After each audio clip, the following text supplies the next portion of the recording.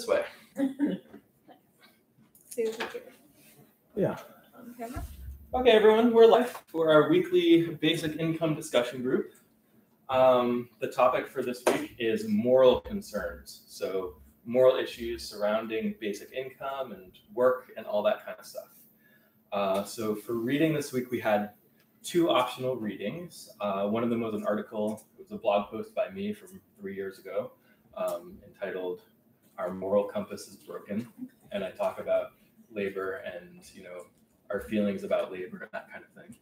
And then the other one, Richard suggested, is from Bloomberg, and I think it's called "The Value of Labor." The value of a job is. Let me pull it up here. Nobody's helping me out. Dignity of labor or something. A job is more than a paycheck. A job is more than a paycheck. There we go. All right. Cool. Yeah. So, out of curiosity, how many people read both of those articles? Cool. It's completely optional, so it's okay if you didn't, and that means we have perspectives from people who might be coming at it from a different angle than those who read the article. But before we get into the articles, I kind of wanted to bring up something about last week. So the motion in the debate last week was basic income is the safety net of the future. So this is what they were debating.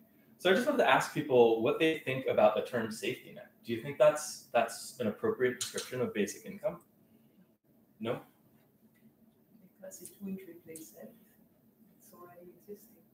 Because it would replace everything that's already existing? It would not. Yeah. I think that's, I would hope not too. Yeah. I think a better term like new floor or new base or something like that. Yeah. I think the term safety net implies that it catches you when you fall.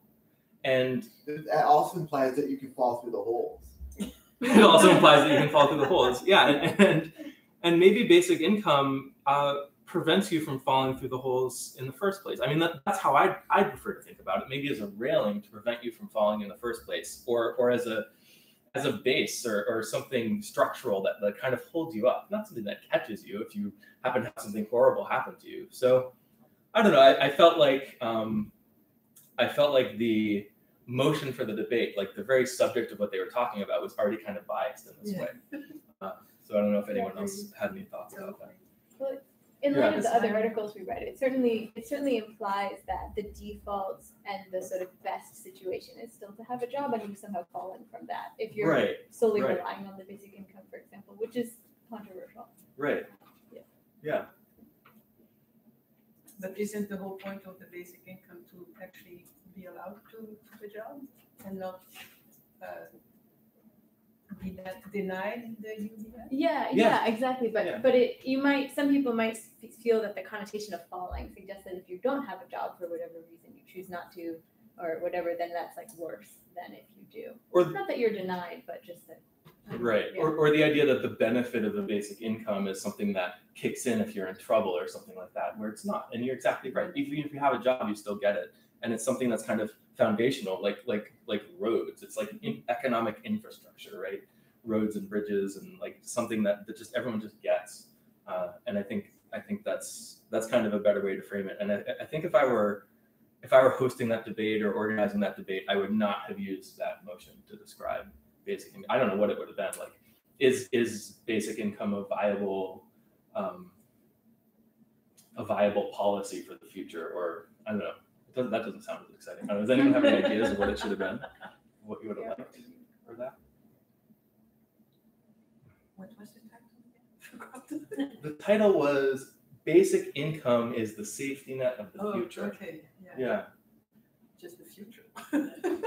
Well, sir, and I mean, what the questions are depends on or influences like how you want the debate to go, because there was a lot of back and forth in the debate about like, oh, are we setting aside all the political concerns about is this feasible to pass legislatively? And so if you say, oh, is it viable, you're going to get into a lot of that conversation about like, oh, well, this way of paying for it or this way of framing it would never be politically feasible. Whereas if you want to like take it back a step and be like, well, is this a thing that we ethically should be trying to provide? That gets you a different debate than like, is it viable? I see. So sorry, that's a question answered. No, that's fine. And I think that's a good point. Yeah, if they're talking about whether it's ethically right to give people money, then that's a different question than, how do you make it work? But it also kind of, I don't know, does anyone else have any thoughts about that? All right. So I like what Elizabeth said, and I'm thinking, this kind of relates to Madeline's article from a few weeks ago. I'm kind of calling back a little bit, but for people who weren't here for that, basically Madeline was saying in what she wrote that basic income should be a human right. And one of the questions we might ask is, what kinds of things should be human rights, generally speaking? Well, there is a Declaration of Human Rights. Declaration of Human Rights. So tell me more about that. It has in the EU? Ratified by many countries. Okay. 1948, and it was part of the UN Declaration of Human Rights. Okay. So what kinds of things do they include in there? Like ability to have wage labor or something. Freedom from exploitation. One of the points was to actually have enough to survive. So shelter, yes, safety, yes, enough food, yeah, health. right. So all these things that the UBI wants to do is already part of that Declaration of Human Rights. Okay, so maybe you're saying basic income is a human right in the sense that it kind of like satisfies all of these things that we've already agreed are human rights. Well, not all the I mean, there are many Or of them. some of the things. Yes, Yeah, right. right. Enough food, shelter, be able to live a decent, basic life. Right. Without hunger. And then there are other things like, torture. But I don't think that is part of what we're talking about. So why did they choose the things that they chose to go on that list? Like what qualifies them? What would make, a certain right or privilege something that we should hold up as a human right? Like what's the essence of what should be a human right? Or I could put it another way, what kinds of things that are really, really good for people shouldn't be considered human rights? Oh, wow. Well, profit is good, but it's not a human right. Profit is good, but it's not a human right. Okay, that's a good one. Just going to the movies every day is good. I don't consider that as a human right. Entertainment, the right. It's a privilege, but it's not a right. Well, that's debatable. And at least I don't know if it's in that specific document, but there's always the whole argument in ancient Rome, bread and circuses. Okay. But bread and roses also. Sorry, I didn't really see it. Because bread and circuses in ancient Rome is about how, you're giving people bread and then you're giving them circuses to distract them from the fact that they literally only have bread and they don't have anything else to eat. But then bread and roses is often like a protest slogan about give us bread but give us roses too. That people need to have more than just the bare basics to survive. That if society is saying you can technically feed yourself and you and your children are not actively starving to death right now, shouldn't you be satisfied? Protesters are no, but we should have more than that. We're people, we're not just sort of, I don't know, automatars. And it's you just get the bare minimum to survive and that's all that you get. That's really cool. I never heard bread and roses before. I like that. And I think that's a really good point about bread and circuses, that they provided the entertainment, but it wasn't like an extra thing that maybe shouldn't have been provided. It was more kind of this ulterior, distract people from all the troubles of the world kind of thing, or all of the, faultiness of our system of government, that kind of thing. Yeah, cool. Did you want to? I think the purpose of human rights is that if we make everybody happy, we could be happy as a whole society, as a collectively. Okay. That's why we should provide these basic things. Yeah, but happiness is not a basic human right. Happiness is not a basic human right. But indirectly, these things create happiness. create Yes, but happiness. happiness itself is, I don't believe, included in the Okay. human.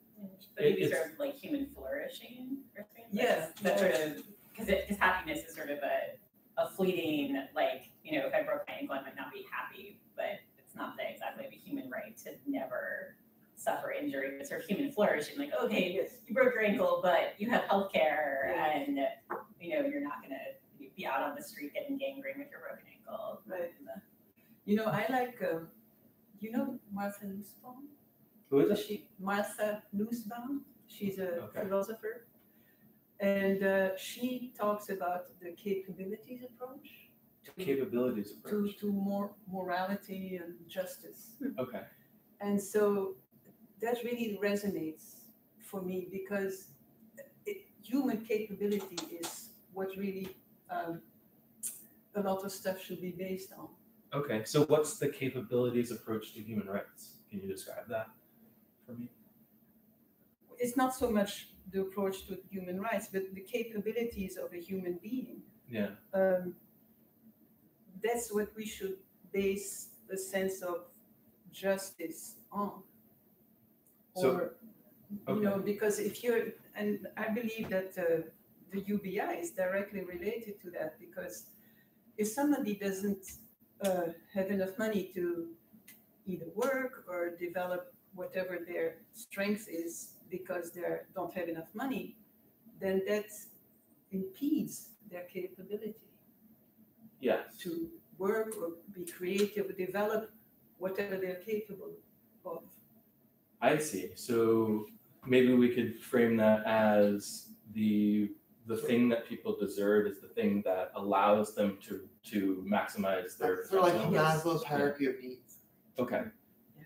So self-actualization, whatever allows them to have self-actualization, that kind of thing. Okay. Yeah. So, I mean, I'm looking also at it. It's a completely different part of it. But with animal rights, for instance, Sure.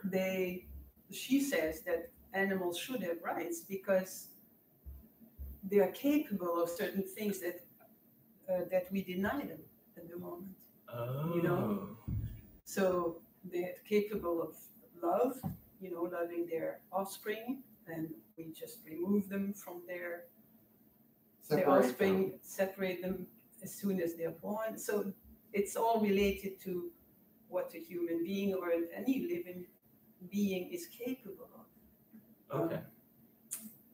So Like if you in the 1950s and the 18th century things, they put animals in zoos and then it provided them with any sort of entertainment, and they just went bonkers and they bashed their heads against the glass and things like that.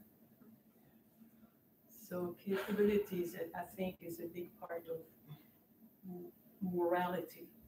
And since today's topic is morality. I guess we always have to make a value judgment then about which capabilities are kind of good or pro-social, because people have the capability to become fantastic soldiers, right? Maybe, but we might not want them to learn how to kill as best as possible, right? I mean, so we would always make a judgment about like which kinds of potential we want to nourish, and which kind we don't.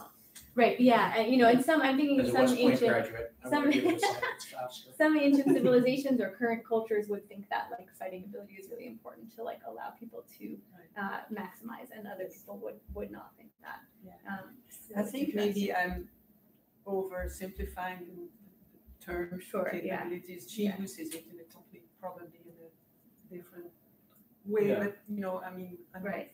It's simple-minded. And her name is Martha Nussbaum? Martha Nussbaum. She's just really all about justice and, human rights. And, Cool.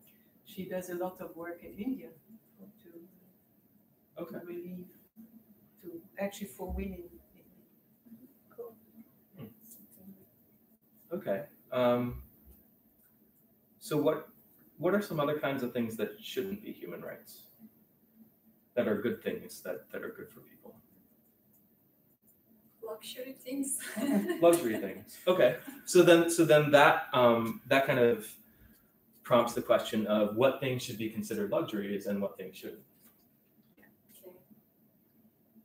Okay. And that kind of changes over time, right? Like certain Sure. things start to become that start to seem more essential or important as more and more people have access to them. I think, Yeah. for example, having a Ferrari will be always luxury. Right, for right. example. But having a Ferrari. car, you know, some Having a people might Ferrari, argue that access to transportation, like a car in But certain this is areas, would be important. They don't need to have a Ferrari to transport. Definitely. Yeah, but I'm saying some things change over time. Like early on, cars were a luxury at all. Only wealthy people had any cars, Right. and everybody else had horses and buggies. But as technology improves, like what we consider a luxury does change. Yeah, maybe Yeah. its value will be less in the future. Right. That's fine. Right. And one of the things on here that kind of relates to that, this is the Declaration of Human Rights, or the human rights thing that we're mentioning, that Yeah. Madeline was mentioning, is the right to participate in the cultural life of community.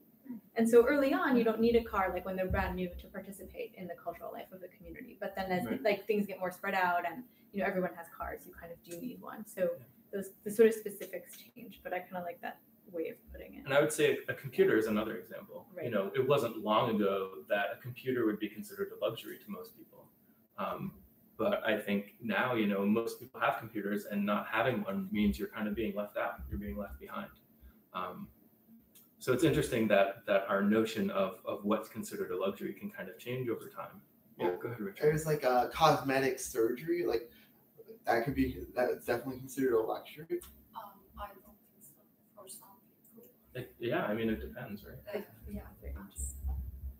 Do you want to say more? Some of them they do that for their psychology, because they can get sick of their appearance. Yeah. After accident. Yeah, exactly. Accident, or some of them being very obsessive about, for example, their noise, and this influence their psychology. This is a sickness. So it's prescribed plastic surgery. That's what it. So you're talking. So it's prescribed by the psychiatrist. Yeah. That's what you're doing. Yeah, I think that's a good one. I think there are a lot of things like that, and we can go in the other direction too, and imagine, you know, a world where you know, medical advances are very new and expensive and that kind of thing, and then you could ask, you know, is it a human right to Have nanotechnology that prolongs youthfulness or something. Sure, I was going to go back in time rather than forward in time. I was going to say, you know, during the plague, would it have been reasonable to make it a human right to Antibiotics. not antibiotics, but just, you know, like not be somewhere where you can get infected by the plague, right? Like a lot of the richer people were able to stay away from, Like you know, the Newton, flies and the went rats. to the countryside, and that's where he developed calculus. And you know, a lot of the aristocracy, you know, were able to come up with innovations and stuff like that, you know, partly because they were rich. But would it have been reasonable to make Isaac Newton's lifestyle a human right at that time in history?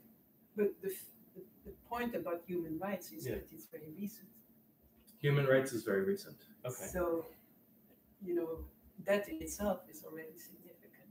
That it's a thing of the modern age, that we recognize that there are certain things as human rights. Well, with that, you have to consider the time where the Declaration of Human Rights was written in 1948. That was right after World War II, where Jews and minorities in Europe were denied their rights and thrown into concentration camps and exterminated. Yep, I think that's a really good point, and I think it's also interesting that it is kind of a recent idea that there should be human rights. And do we think that's because we just didn't think of it before, or is it more that now we have the resources to ensure, you know, like we know we can ensure certain things for people that they can rely on? I think it's a complicated question, Yeah. because like in ancient Rome, they had a lot of resources and probably a very different concept of human rights. So I think some Right. of it's an ideological change and not just a Right. tangible resource change. Like but- if you're using an example of ancient Rome, citizenship was a right that provided a whole bunch of privileges. Right. But later in the empire, everyone became a citizen so they can pay taxes, and it just watered down all the rights. that's interesting.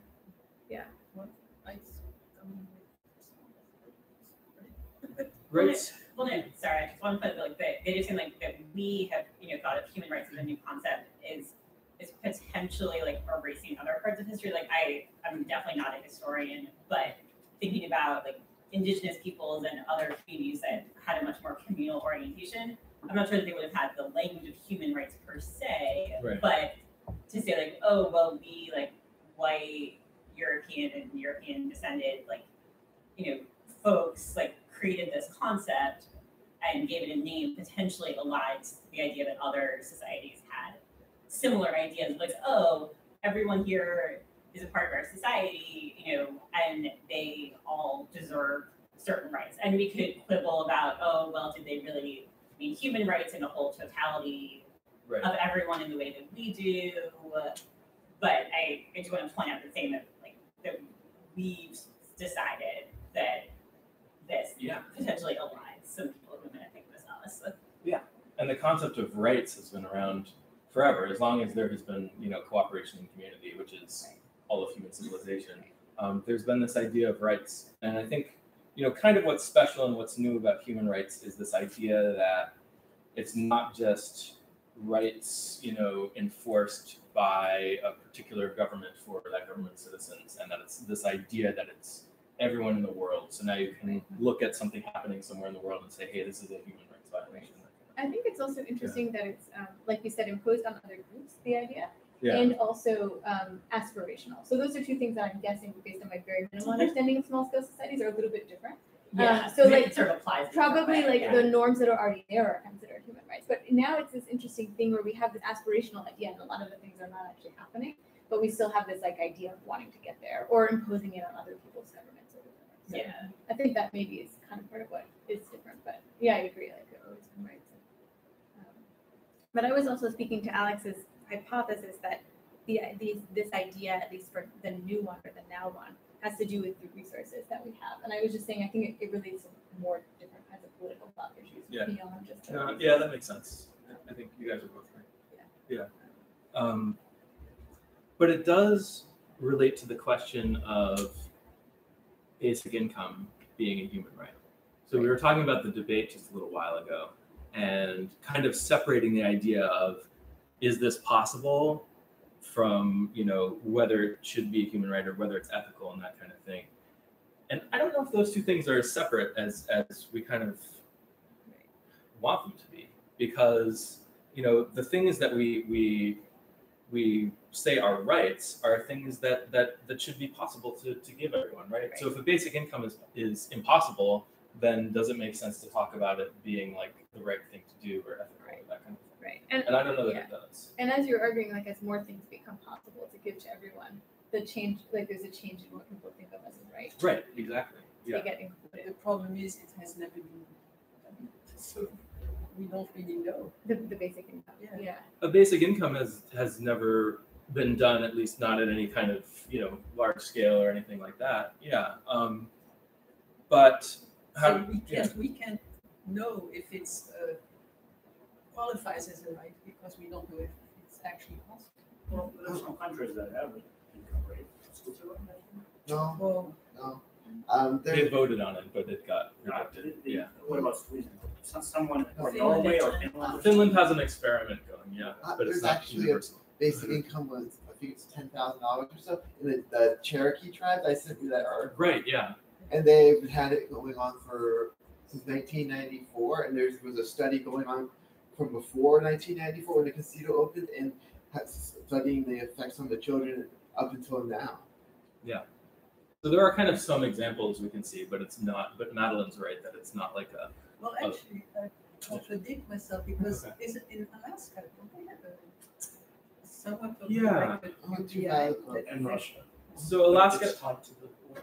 Yeah, Alaska has the Alaska Permanent Fund. And it varies each year depending on the oil revenues for the state. But it's usually somewhere between $1,000 and $2,000 a year.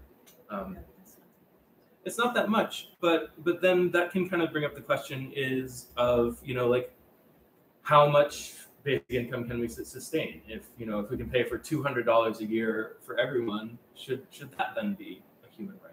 right? Like if the economy can provide that and we can do that, should we make that a human right? I think sometimes with basic income, we kind of get hung up on the idea that it needs to be like an amount sufficient to pay for everyone's basic needs. But if that's just not, I happen to think it's doable. But if it's not doable, then there's some level of basic income that is sustainable, given our economic capacity, and that level is probably not zero. So yeah, I think it makes sense to think of basic income as a human right if you just think of whatever is sustainable for the economy. One thing you said, yeah. let's say it's $200 a month. Do 10 years old kids deserve the same amount of money as 40 years old people? It's a good question. Because if it's a right, it can be more or less right. I can be more free than you are, but I can get paid more than you are. Or I'm not sure, I don't know. Yeah. But that's one of the things. Should all ages deserve the same amount, or should we somehow distribute? Yeah, It's a really that's good question. There's something to consider there in terms of like what incentives you want to give people population growth wise or population wise. Like, do you want to incentivize people to have kids or not? Because if you give every child a basic income, you probably incentivize people to have more kids. Don't they have the child's credit in Britain? Every single person is a child. Right, but I'm just raising the question. You might want to do it either way, but it would affect probably like the number of children people have. Right. Because if you only give it to adults, then that income goes farther, kind of like a job income now, goes farther with fewer kids. And if you give it to the kids, then you're kind of maybe even giving the net family income a boost for every kid that you have. So that they might actually affect things. complain about that, that the people make extra children because then they get more money. Right, you get paid to have children. Yes. Yeah. Yeah, and currently we've reached like peak child and it's projected to level off the population, but it's possible that would change if people had this strong incentive to have more kids, or at least the disincentive to have more kids economically was kind of disappeared. Yeah. So those would be the kind of things I might think about. Which way you want to go with that depends. But yeah. In terms of question whether that's allowable or right or not, I don't have the Universal Declaration of Rights in front of me.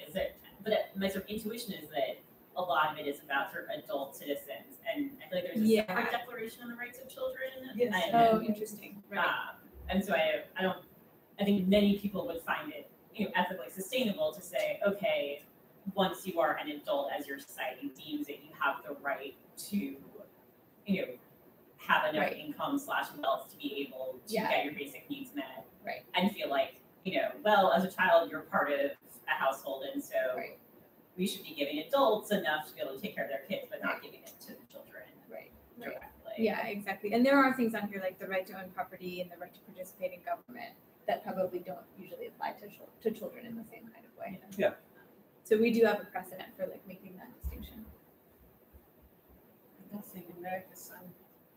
I think you're right. That sounds right. Yeah. Sounds like something America would do. Yeah. No, I think that's right. And kind of when I think about it in my own head, I think of it as probably something that would be phased in as the child got older, so they'd get more and more as they approach the age of 18 or whatever age we would want to consider them a full adult for the purpose of basic income. And I think that's kind of a smooth way to do it. But then like a parent who's having a baby right now wouldn't be like, oh, I want to have a baby and get paid for it. Another thing you could do is maybe have some kind of system in place so that the money isn't going to go to the parents, so that it's really something,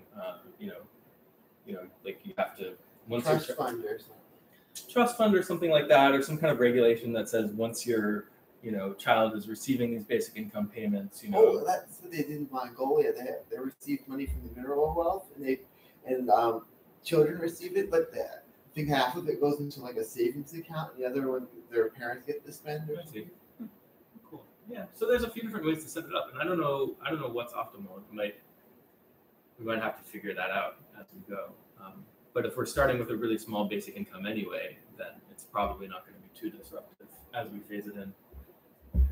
Yeah, having kids is really expensive if you're just giving people, $1,000 or something. It's there's only going to be edge cases which are often related to neglect and stuff, but it's the amount that you're giving people is unlikely to offset the amount of child.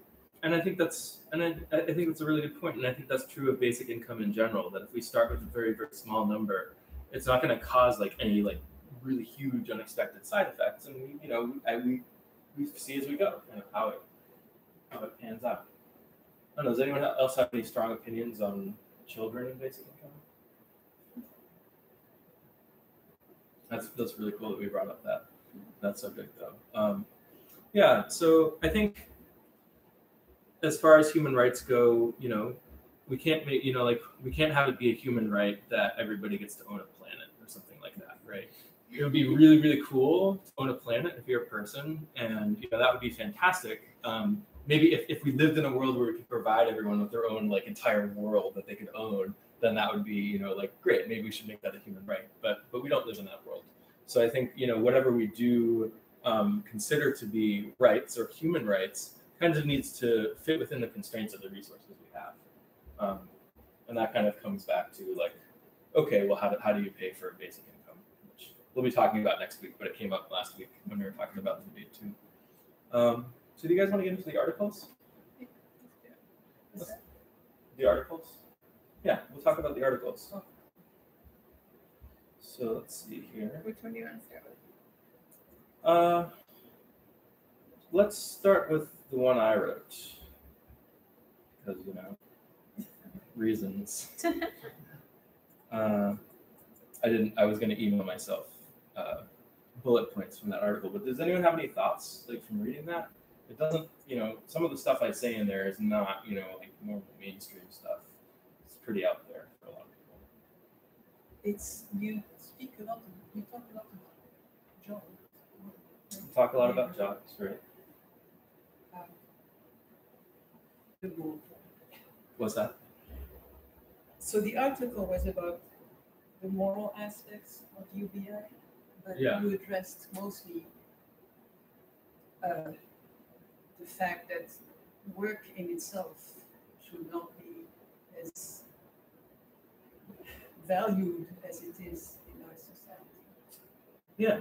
As a moral compass to lead one's life. Yeah. That's what I understand. Or kind of this moral expectation that everybody has to get a job, that it's their duty to work and to contribute to society. So I don't know. What do you guys think about that? Is it important that everybody has a job? Well, important to me.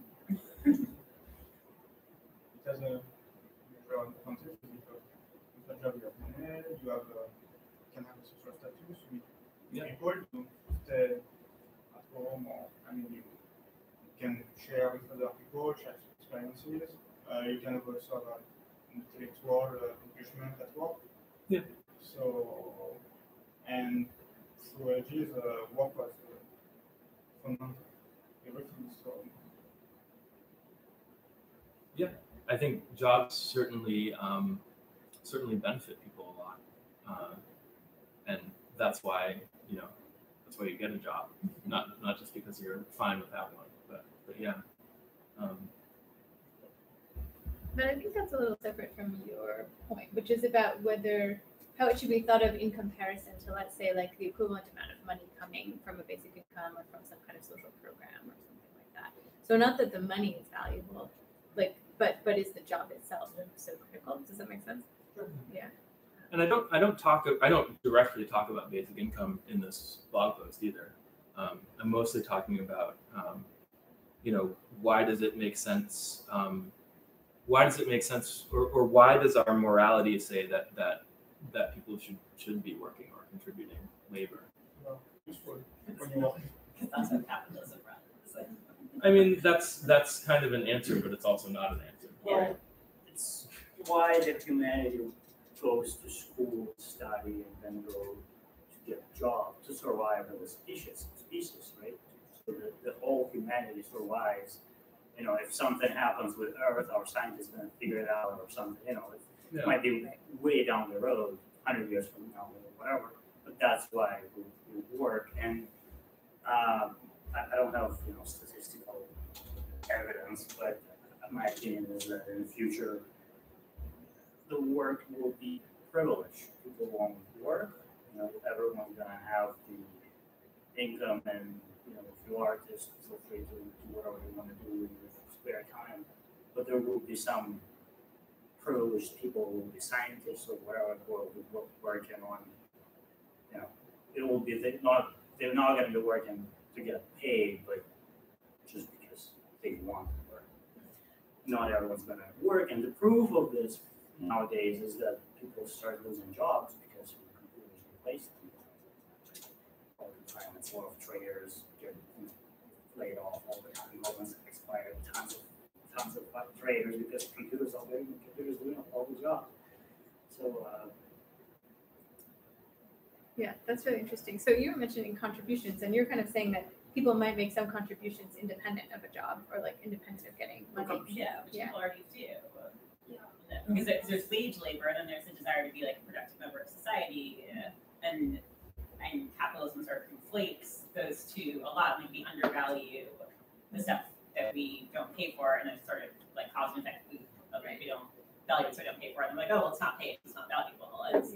There's tons of labor that's being done. People are either doing it as volunteer work because they're just like, oh, I really care about this and I want to get done, or as undervalued, unpaid work, like all the labor of raising children, like raising your own children, and we'll sort of pay you if you're raising other people's children, but we don't say, oh, you're a stay-at-home parent, we're going to pay you for that labor, even though it's obviously super necessary. Right. So there's a distinction between like what the market wants to pay for and what is valuable to society. Is that like you're saying that, right. Which I agree with. Yeah. And maybe you're also saying that we have trouble separating the idea of valuable work from a paid job sometimes. Yeah. That we say, oh, well, it's a paid job, and so that's valuable, even though it's not always valuable. So I'm like, okay, I'm getting paid to just sit here for 10 hours for no reason, really. There's other people, often do because they really want to, or that we want to incentivize people to do that's really valuable. Right. And people are like, oh yeah, I will definitely, help clean up this park, or help raise this kid, or whatever, that people are obviously not doing for the money because they're not getting paid. Yeah. Or edit these Wikipedia pages. Yeah. Basic income will be really good, especially for housewives, because they make lots of chores, lots of things at home, but nobody thinks. Most of the people think that this is not a valuable thing. So I don't know. Is that right? Is it that I think certainly in some models, like some of the stuff Elizabeth was talking about, like, it's not paid and it's not factored into some economic. Nobody pays for their effort. Right. So by having a basic income, they can be independent for economic knowledge. So even they can produce something at home by using this money, and they can, as you say, they can have a job independently. In USA, it's not a problem, but for developing countries, it's a big problem for housewives. They don't have their own economic independence. It's a problem a little bit in the United States too. Maybe not as much.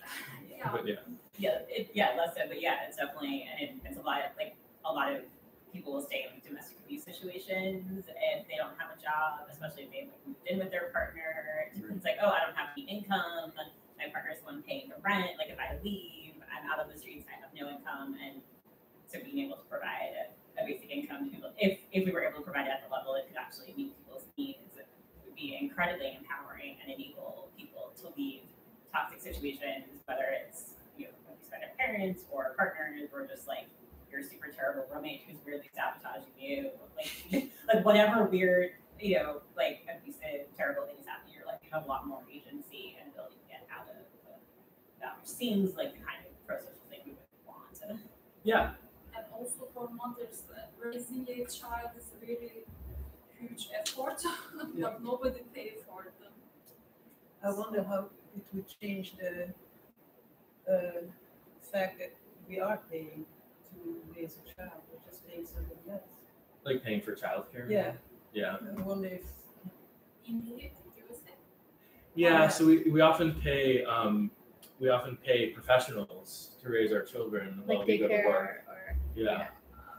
Yes, but But not everyone does, and it's. Oh, well, yeah, only rich Yeah. people. it's still not economic independence for mothers. No, definitely not. No, They, but my they question have is, to want money from their would they want to husbands. stay home if So- they had the money? Would they want to stay home with their children, to raise their children while they go? But some of them really wants to, Yeah. but they have to work. So I raised a child with no financial support from my mother. How was that? A lot of work. Yeah. I had a full-time job, actually 2 jobs, if you include my military guard service. So, I worked 11-day week a month, regular weeks. Anyway, just throw it out there. There are sort of different ways, and I think I did okay raising my son. But, Right. did But everything. how was his or her age? So, What's that? How old? the child, yeah, 3.5. you were working full-time job and how? Full-time job, another job, 1 weekend a month. Would it have made a difference if you had had to do that? I would have more money, I guess. Yeah. Other than that, It's not too hard, right? that's it. Raising a child like this, working every day, so it must be hard. It's my son, so I don't put a relative value on. I mean, I didn't think about how hard it was or I wasn't. mean, working 7 days and you cannot spend time with your child. It must be hard. We had a good life. So here's a question, Martin. Yeah. Is there any amount of money that you could have received that would have, caused you to decide to stay home more? Or was it not about the money that you were working? So in the bigger scheme of things, so he spent from early in the morning, so he went to a bilingual school that starting with, if anybody's familiar with the French program, maternelle, then, so maternelle. So different sort of scheme of things. So he was there generally in the younger years from 8 in the morning to 6 at night. The point of staying home versus not, I actually think he had a very healthy social environment. He grew up speaking and thinking in 2 languages through most of those hours. So, I mean, let's face it, I could afford it. Right. That was nice. Yeah. I worked pretty hard to afford it, but I could afford it. I had pretty reasonably, well, like some employees, if you're in demand, you sort of call the shots a little bit, right? So, people don't eat up in your workplace. So if I needed some flexibility, I certainly had it. As it turned out, every year my son didn't miss a day of school, so it's not like my son was. For other people, it could be very different, right? It could have been a very different experience. So the answer to your question is, we had a reasonably good quality lifestyle. The only thing we didn't do that I would have liked to have done more was to vacation more. That is one part of where I would say the budget was a little bit constrained. Yeah. And since he spent summers with his mother, and she didn't allow me any access, I wanted to send him to soccer camp in France and stuff like that. She didn't let me do anything during the time that he was with her. So, I don't know. The time part was probably not so much of an issue. I mean, we had, like I said, a pretty good life, but limitations a little bit on vacationing, perhaps, and because I did literally work sort of 1 weekend a month for military duty, and then my regular job. In some ways, I would have liked to have had more time rather than money. Right.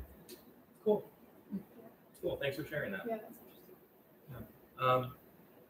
And just to kind of come back to what Zoltan was saying and Elizabeth as well, I think there's lots of really, really valuable work that doesn't get paid. Really valuable work for society. I don't know that in itself is a problem per se, because a lot of times the stuff that's really valuable, the stuff that we really want to do, we're willing to do for cheaper or for free. Like there are a lot of people out there who say, wow, I'd really love to be a teacher, but I just can't afford a teacher salary. Or I'd love to volunteer more, or I'd love to give my time or stay at home and be a parent, that kind of thing. So does it make sense to kind of feel like the money that's coming in from basic income is kind of paying for that work of staying home? Should we associate that with the work, or is it kind of more of a separate kind of benefit you get for being a person?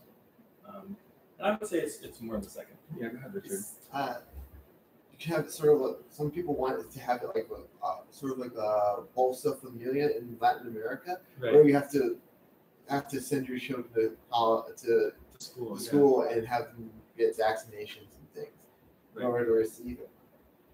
Yeah. Or to have some people would want you to have to volunteer or something along those lines in order to receive.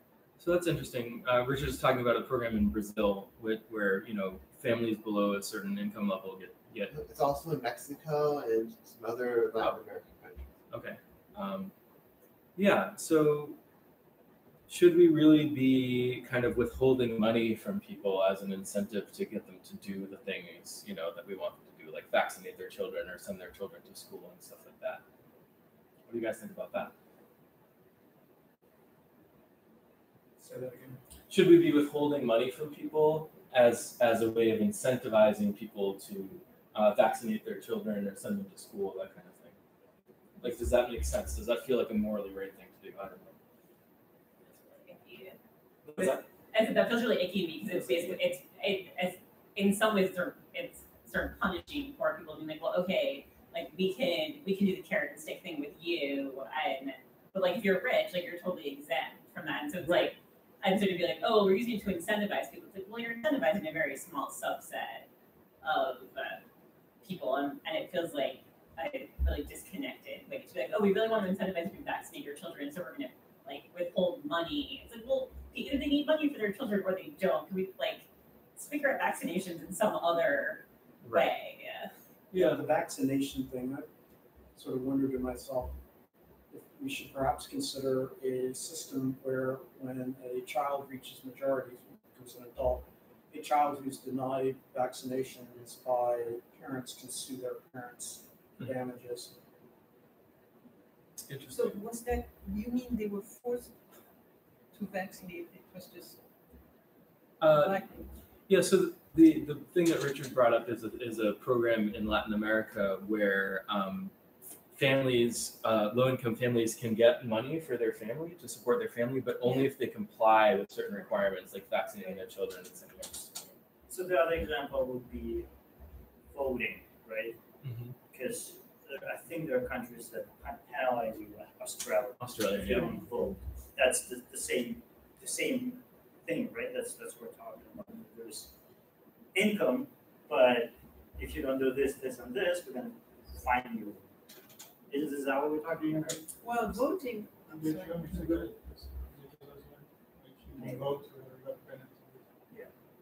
So it's in the same area, right? It's considered a civic duty, I think, in countries where it's mandatory. So it's vaccinations. I think your point is that It's the same thing. It's the flip side, that we're essentially whether we're withholding money or Once finding you start people, doing that, we're either still way, yeah. and we're still back to the same issue of using money as an incentive / deterrent, which essentially means that non-compliance is legal for people. So that's ethical. So I think one important difference between the example that Stas brought up and the Bolsa Familia is that the penalty for not voting in Australia is something that everybody has to pay. Like, it affects rich people too, and granted, rich people can afford it too. Like, it's nothing to pay a small penalty if you're a rich person, but it can be a huge hit if you're poor. So in that sense, it's kind of unfair in a similar way, but it doesn't, at least to me, it doesn't feel as wrong, right? Because it's something that affects everyone. So if there was like, if everybody was getting the free money, but then there was kind of a separate penalty for not vaccinating your children, I feel like that wouldn't bother me as much. There is something like that in larger scale. In France, each city, or maybe it depends on the size of the city, but they have to furnish social housing. So with discounted houses for people who cannot afford a real house. And basically, if the city refuses to have such housing, you have to pay more taxes. Basically. And so what happened is very rich cities don't want to have poor people, so basically they refuse to have discounted houses, social houses, and so they pay more taxes. And they don't have the money, so they pay taxes to avoid that. But poor people. So they literally pay more money to avoid providing housing for poor people. Yeah, but they might make more money off of providing that housing for rich people at a higher price, like than they pay in taxes. Economically, it might be. Sure, yeah, I could understand why they would do that. It just feels gross. It's a minority of that. Yeah. Who are very rich on the same place, they don't want more people. That makes sense. But I guess it provides more money for those houses in other areas. Is that right? They're paying taxes to the state, right? Not to the government. So then this money is used for something else. Right. Okay. It's kind of like paying a carbon tax or something like that. Yeah. It's tricky because it's hard, like as imperfect as these options are, it's hard to think of what a really good way to incentivize people would be.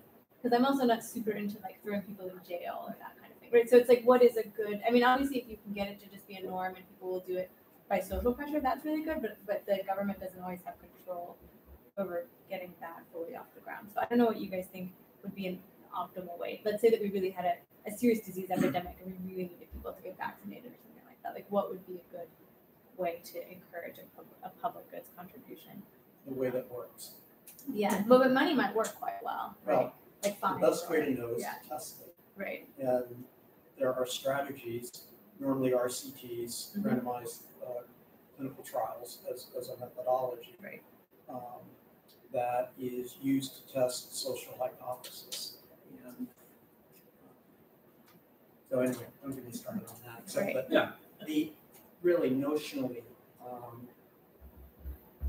I think there are many opportunities to test hypotheses using methodologies that are, at least in the scientific community sort of sense, universally accepted as the best tools for testing and validating social hypotheses. They're expensive, and honestly, a lot of times particularly politicians, and they'll make proclamations, we should do this, we should do that, or this is the conservative approach and it always works, this is the liberal approach and it always works, or whatever. And I tend to interpret those kinds of comments as examples of OPM, other people's money. And that may sound bad in a way, but I mean it in the sense that too often we avoid expensive solutions because they're expensive first, and secondly because we deny that there are expensive solutions, and instead, whichever sort of political position one comes from, or culture, or whatever, we just say, no, there's an easy solution, and I have this, and we just do, and even UBI, and as an example, in the debate, there are going to be those who just, are the enlightened ones who are going to say UBI because, and so my approach is a little bit more pragmatic. We can test these. It's not pragmatism. It's not pragmatism. Empirical. Okay? Empirical. It can be empirical. It can be tested. It can be experimented with, and so I always sort of am taken aback when you read the headline articles of the UBI tested in which country was it? Finland. Finland, a failure. And I'll listen to something like that, and I'll say, wait a minute, the West Coast, the mantra, the tech mantra is fail early, fail often, or fail often, fail early, or whatever. There's no such thing as failure. There's what you learned, and in a lean production methodology, agile development methodology, you learn, and you either proceed in the direction you were going or you pivot. But it's a mindset. Yeah. And it's a mindset that's very different from, there's this one person or this one party or this, and they're going to just bestow wisdom on you and then follow the wisdom. It's just a different approach. Yeah, it's interesting because the test in Switzerland, there was a referendum and they voted against it. And the reason was because it was too much. The amount was too much. In Finland, they called it a failure because it wasn't enough that they were giving this test. So it's not a failure, it's just a learning. What I'm saying is for many, the headlines say it's a failure because they come from a notion that's very different than what I used agile development, or I'll use something like lean production, which may not be familiar to others either. But they just simply, they're already opposed to the idea without testing, and they're just sort of seizing the opportunity to declare a failure. Right. And it's just a mind. To me, it's mostly a mindset. Yeah, That's the way some people think. They think it's a bad idea and they want to take any opportunity to kind of say, "I told you so." I think it was mostly that one. It's just the way the news, that particular news outlet presented it, because another one said news outlet. One of the reasons why they say it's a failure is because the government didn't want to continue with the testing. Because the government, there was a new party was elected as the majority, and it's conservative government. They wanted to go switch over to universal credit like they have in England. So can you describe what you mean by universal credit? Universal credit is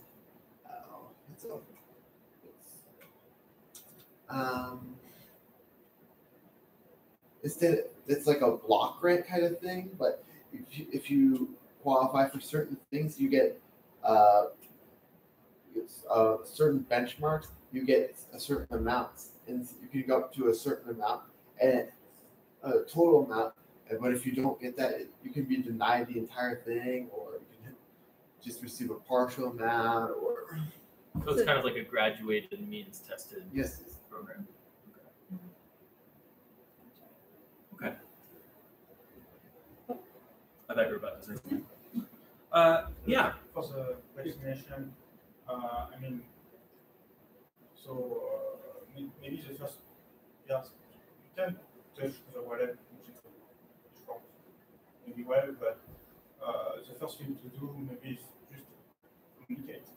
If you explain to people why it is nice to have a vaccination, if you have a lot of prevention about that, maybe it will fix most of the problem. A lot of skeptical will agree with vaccination, maybe not. Yeah.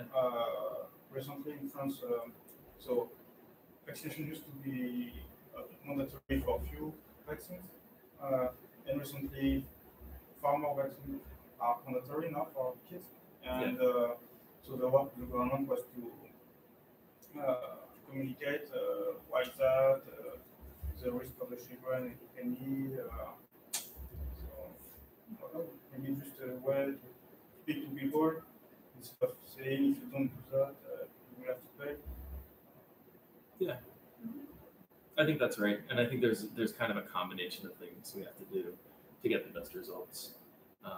Certainly, getting people motivated to vaccinate their kids without ever having to punish them or threaten them with punishment is ideal. Yeah, it's supposed to be part of the culture, but I don't think it's going to happen with first generation. It has to be long-term education of society. And it it'll depend on how costly the thing is too. So like vaccinations are one thing, but maybe this housing thing, no matter how much you try to tell these cities that it's a good idea, they might have too strong of an incentive, economic or otherwise, not to have that housing there. So it might depend on like which issue it is and how costly it is for people, whether education is enough, I guess. Yeah. Some people tend to do that. If they have lots of spare time, they tend to spend their time like smoking a lot of marijuana, for example, or cocaine, something like that, instead of producing something. Mm-hmm. So maybe it provides a benefit to having a citizenship rating. China did Citizenship rating? Yeah, but not by government, by other people.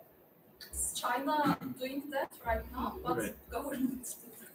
So this is for me, this is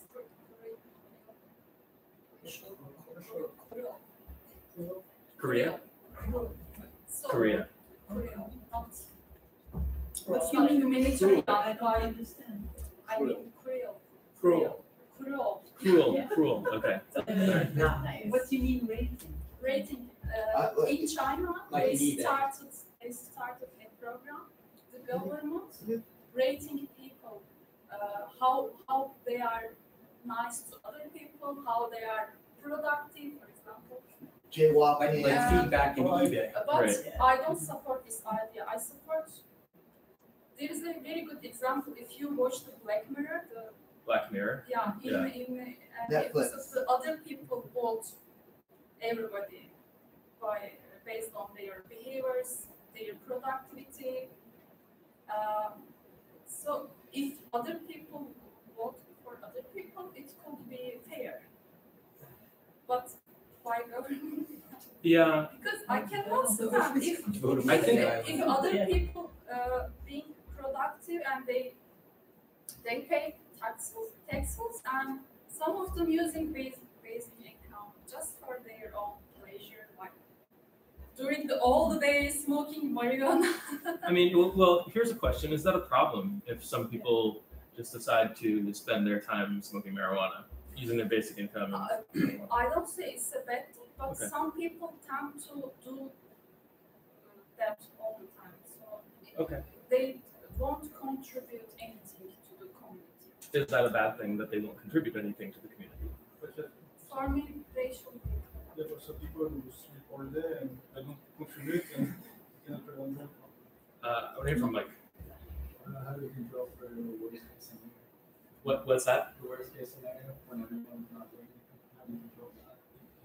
I would say you control that by not raising the basic income so high that you would reach that point. So when you're figuring out the optimal level of basic income, you would get to a level where if you raise it a little bit further, you're no longer getting additional benefit. So then that would factor into that. Like obviously, you wouldn't want the basic income to be at a level where nobody's working because that's not sustainable. Well, a little different approach Yeah. because I think that it's mostly younger generation that they don't know what they're going to do in life, and they might be doing drugs and just not doing it. And maybe the solution would be not give them the money until they are like 25, for example, because I wouldn't go to college if I knew I have income. Probably, I should judge myself. But right now, I already know, but I didn't know that when I was 18. So maybe it's only an issue with a younger generation.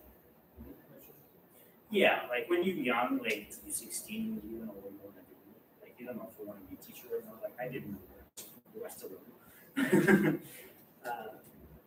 But yeah, so the age will be an issue. By the way, I'm not against marijuana. Just I gave an example. Everybody can do whatever they want. Yeah. Just I gave an example. No, it's good. It's a good example, and it really kind of cuts to the core of kind of these moral questions about work. And go ahead, Martin. So, well, 10 minutes ago as this discussion was sort of going down these in this direction. Does anybody know the song "Money for Nothing" by Dire Straits? Yeah. So I'll read you like the first part of the song. Now look at them yo-yos. That's the way you do it. You play the guitar on the MTV. That ain't working. That's the way you do it. Money for nothing and your chicks for free. And that song came to mind.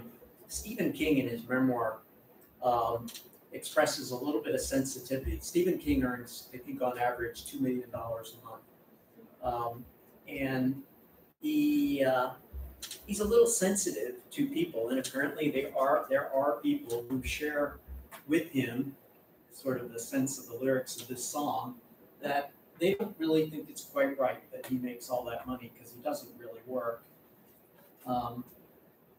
So the point I guess I'm suggesting is that, and to your point about the rating things in China and all this, you know, there is a certain setting of different values. You know, what constitutes work, what constitutes different values, and I don't think that we always do a great job of sorting all that out. And I think I mentioned that, you know, the West Coast guy who was talking about string theory and predicting advances in string theory, and his concept of, you know, in the world of the future, we'll have to learn how to play rather than learn how to work. And I think I mentioned, I don't remember exactly where this reference was, but somebody else suggesting that one day in the future, you could look to a society where Europeans would be complaining about Americans. Look at that American society. Those people are so screwed up. They still have 23% of the population of America is still working. So civilized countries have gotten it way below 23% working population. And, you know, when's America going to catch up with the rest of the world? What's that? We complain already. Yeah, but what's the work hours in France? 35. What? 35. 35. Yeah, but it used to be 32. So no, it's just you have some job related to electricity. They work less. Yeah, it's. So they got very upset when it was raised to 35. Yeah, but you have some kind of job paid by the government that have a lot of advantages, and so it's a kind of polemic because it's not equal in comparison to the people work. So in fact, in Holland, you know, they have a law that says that you cannot work beyond a certain age. You're not allowed because you have to share however much work there is.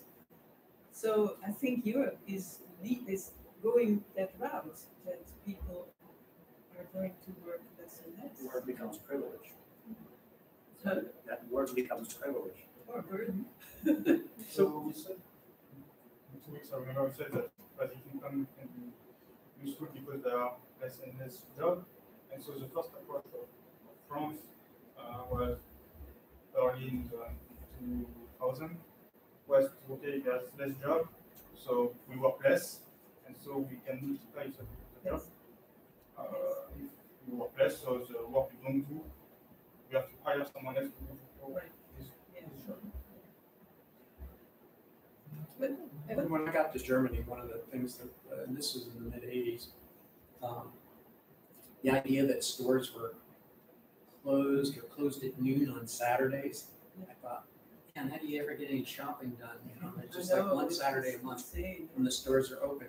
But it's it's a different outlook, and the outlook the outlook being that, you know, it shouldn't have stores open because somebody's got to work, right? And so why should people have to? Everybody should be able to enjoy weekends and free time. And my son works in Germany, and he works in a big international bank, and the kind of job that in America you would normally think of people working 80 hours a week, and or like a law firm, this sort of thing. And he works as everybody does in the office, a set number of hours a day. That's the work day. So you Period. mentioned, you need time to, what is the basic point, or one of the main points of the UBI would be to increase overall happiness in, in a society. So, and so that ties into this, to the morality of the subject, because isn't that part of the moral society that you try to increase the happiness of the people? So I don't know. Do you think that's a valid reason to have a UBI to increase people's happiness? Or? Yeah, and I think generally speaking, most people want everybody to be as happy as possible. And I think most of the debate about UBI is not about that. It's more about is this the best thing for society to make people happy? And maybe some of the things we feel morally strongly about, like jobs and stuff, is it important for our happiness or for the benefit of society for everyone to kind of be contributing, from a job? So I think everybody wants the world to be the best world it can be, and we kind of just disagree on how to make that happen. One thing that I thought was interesting from earlier is you were talking about, I think you said this explicitly. How would we know whether people are too disincentivized to be productive in the economy? Yeah. We could watch things like inflation and to see if things were going on where people are not willing to work anymore, for at least not without raising wages a lot. Certainly. Yeah. But what that doesn't account for, that's kind of been brought up in this discussion, is like, what about the kinds of productivity that aren't paid, which I guess should be unaffected by basic income. But there's still a question of like whether people are contributing, or not in these sort of unpaid ways that measures like inflation. Yeah, I mean, it's hard to say how much that stuff would be affected by basic income, but it might. You never know. But it would still show up in stuff like inflation, right? How so? If everybody's, currently taking care of their children and raising their children for free, and then there's a basic income, and for some reason that causes them not to love their children anymore or something like that, Right. then you might see childcare costs increase, like professional childcare.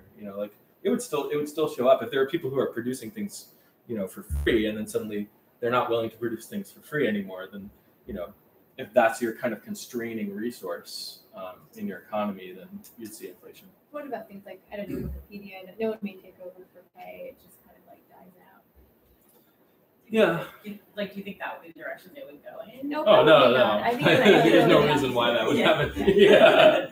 It'd probably go in the opposite direction. Yeah. But I was just pointing out that some of them might not show up in Yeah, that's fair. But that's a good point. In contrary to intuition, it did go. for some weird reason. Yeah. Right. Like whenever someone asks you, like, well, what about the unintended consequences? Right. Like, well, that's kind of by definition the stuff we couldn't have thought of. That Yeah. seems really I weird. guess to us. the pseudo plausible story would be like people getting such a rut from not having a routine of leaving the day that they just get like everyone gets addicted to drugs and or doesn't get addicted but just does a lot of them or plays video games or whatever, and they are then somehow like there's a motivation inertia or like a motivation momentum that happens when you're working a job and so you also do these other things, and like with a basic income you sort of drop some of the other things because you're not in a routine of being productive or something like that. I don't think that's the way it would go, but that would be some sort of story for why it would go that way. Yeah, and so it seems like even if it's not, caught in like inflation or GDP or something, there would be like major social changes that we would see and Right. would like, I would probably attribute causality to like be like, okay, these two things seem highly correlated. Yeah. I guess it just raises the issue, but it might be good to track a few other things that are non-economic, like addiction rates or participation in volunteering or something like that. Interesting. It's interesting that I sense that there's this American point of view towards the UBI, which is so much focused on, if you don't have to work, you in drugs. Well, you should visit home. Right. I mean, people have they're always on vacation, and if you call the doctor, he's on vacation. If you and you go to the center of the town, and everybody's sitting in cafes, drinking coffee, and it's just such a different approach. It's a different way of, like you said, people don't consider work and being productive always. Yeah. So the same level. So what do you make of somebody like Jan Koum, who's one of the founders of WhatsApp? He was on welfare until he received the check for $1 billion. So he went from welfare to billionaire. Was he a burden on society when he was on welfare? Was he wasting his time? Was he really working because he wasn't being paid? Yet he kind of was being paid. And didn't welfare make it possible for him and his co-founders to work on building this app? And then is an app really worth $1 billion? And what about the 20 other people who are working on almost the identical thing, but the network effect is such that he benefited from the network effect. Yeah. I'm sorry. Sultan. And another thing is that I think in the future, still human-made things, handmade things will be valuable. Everybody, even now, we can produce everything in a factory. But most of the people we need to pay handmade things. So people, by having basic income, people can spend time for their hobbies to produce handmade things, and this also will make them more happier. So robot-made things will be very, very cheap. Yeah. So. Yeah, I think that's right. Yeah. Let's see. The author of To Kill a Mockingbird had a basic income while she was writing it, and also around that time. In the sense that her publisher was no, not her publisher. She had like an inheritance not inheritance, like a patron who gave her money for a year, and that's how she wrote it. And a bunch of bands in England in like the 60s, they were on the dole the entire time. And that's how they got together and they wrote music. And that. Yeah, so that kind of comes back to Martin's question: are these people like a drain on society, or? Right. And I guess it's also important to consider the counterfactual, which at least in your view of a basic income would be doing work that the economy doesn't really need. Right. Yeah. Yeah. And also, J.K. Rowling, she was on welfare until the Harry Potter books came out. A lot of great examples, yeah. And I mean, like, there are plenty of other people who didn't, write Harry Potter who are on welfare. But like Martin was saying, how many of these people were kind of doing equivalent things, and some of them became really successful, and other ones didn't. And is that, you is it really like reasonable to say like, oh, we can identify the people who are actually doing something valuable with their time? I don't think so, right? It was an interesting experiment, nice or whatever, but it doesn't matter. It's some sort of, and I didn't extrapolate to humans, but here was the point of the experiment. I think they put the animal critter or whatever, through a sort of a feast or famine kind of cycle. And as part of this, the animal could press this bar and it would deliver one food pellet. So over the course of sort of training or experimenting with this animal, there was the animal being sort of deprived. There was the animal getting food by pressing the bar and one pellet at a time. And there were periods of abundance when they just put a dish of food, more food than the animal could consume, a huge dish of food. And here was the interesting thing.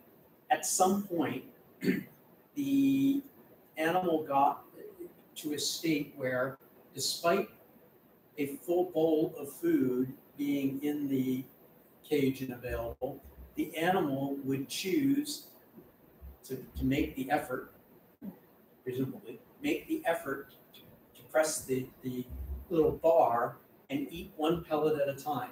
Even though it didn't have to do the work, it could have just gone over to the bowl and eaten out of the bowl. And sort of the suggestion in the experiment is, like, why would a species not always take this sort of lazy approach? Were there periods of time when the food was not in the bowl? I don't remember the exact details, right. But my recollection is there was this sort of cycling of, and I'll call it feast or famine kind of thing. But at some point, the animal had the option to do either one. Just eat from the bowl and the food was there, right. Or make the effort. And the suggestion was that that there was this element of engagement, of involvement, that would suggest that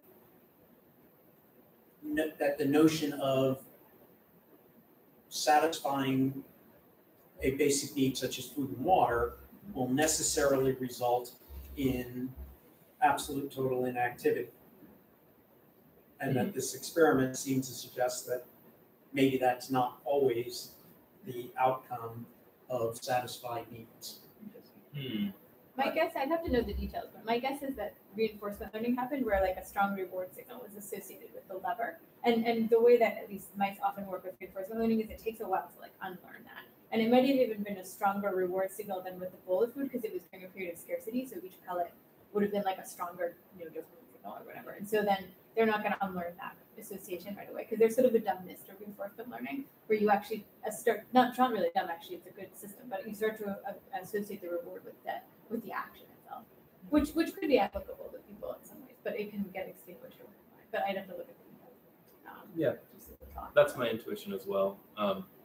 And I'd be curious to hear about an experiment where there was always just a bowl sitting there with, some food in it. And, you got them used to eating from the bowl, like probably, I don't know. There's a comment on here that is relevant too. So we were talking a little bit about unintended consequences. And Matthew was pointed out that a lot of the ways that we try to get incomes to people now have a lot of unintended consequences, like maybe making house loans really cheap, but then there's like housing bubble or basically credit. Home loans really cheap was the But in general, this idea of getting people money through credit can have very unintended consequences. So I guess he was just bringing up the current alternative that's being used as this problem as well. Yeah, I mean, it's not like basic income is just, kind of accomplishing something that we don't already try to accomplish in other ways. And some of the other ways we try to get money to people are, really kind of distorting to the markets. Just like Bethany was saying, the whole credit system, people have to borrow in order to spend and that kind of thing. There's less of that, maybe we'll have fewer 2008s, But yeah, so I like thinking about the idea of jobs and the idea of work. And Martin's, whose example was it? Where we're talking about people in Europe saying, 23%, was that you, Martin? 23%, yeah. 23% of people in America still have jobs. But that's interesting because it still kind of reflects this idea of like a job being a very specific thing. So what do we mean? Like what do we mean when we say a job? Is it paid work? Is it like how much do you have to be paid for it to be a job? When does, right now we have minimum wage, so we can kind of divide work into paid and unpaid. But really, if you don't have that restriction there's kind of a continuum between, volunteer work and paid work, and how many hours constitutes an actual job, and all of that kind of stuff. And I don't imagine, I kind of imagine our definitions even of what constitutes a job kind of fading over time, especially as, we have the gig economy now, and, who's an employee and who's, just kind of like a contractor, and does it matter? I mean, it matters in terms of, the benefits that they get, from what they do, but why do we care so much about, the benefits that people get from a job. Why do we care so much about classifying something as a job? And this comes from, this notion that people need to get their incomes from jobs, or that they need to be taken care of by employers and that kind of thing. And this kind of relates to me to some of the points about like restricting the number of hours you can work and things like this. So a lot of the solutions so far have been to kind of make laws that sort of force the job income connection to work better, right? So still keeping the assumption that you get your money through a job, and then given that, how can we do the best thing that we can? Is it by having a shorter work week, or like making companies give benefits, or having a minimum wage, but all within this kind of assumption that people are generally getting their money through labor. So it seems like one thing that you're kind of bringing up is like, it's possible you could loosen some of the sort of restrictions on the companies, or you might want to, if you are not keeping this assumption. But either way, there's certainly this assumption happening that sort of influences a lot of these laws. Yeah. I have a question. Yeah. Suppose there was no safety net at all in the society. Yeah. Would that be ethical? Is there a basic income, or are you counting that as safety net? No, nothing. Okay. Many countries don't have anything. Well, I might ask, what kind of society is this? Is it a society that can afford to do anything for people or not, right? Well, no, beside that question, would it be an ethical society? Well, I think for me, those are connected. Like if the society literally can't do it, which I think is rare, as Elizabeth pointed out, even small scale societies have ways to take care of people. But, just theoretically, if there was just no ability to provide any resources, then you can do it. So it's like, it's ethical, but if you can, then that would be a different question for me. I actually read an article a few years ago about this. There's this concept called volunteerism, where they form these special groups, like the Elks or whatever, and they provide for their members, and they contribute a certain amount, sort of like that merry-go-round group, but where they have this pot, and if someone has some sort of disaster occurs, then they receive some of this pot money, but if they don't have a turn, is everyone it's basically an insurance system. Yes, it's sort of like insurance. But in history, most societies were like that. They had rich people, poor people, and rich people. They don't know about that. So would that still be ethical? I think under most realistic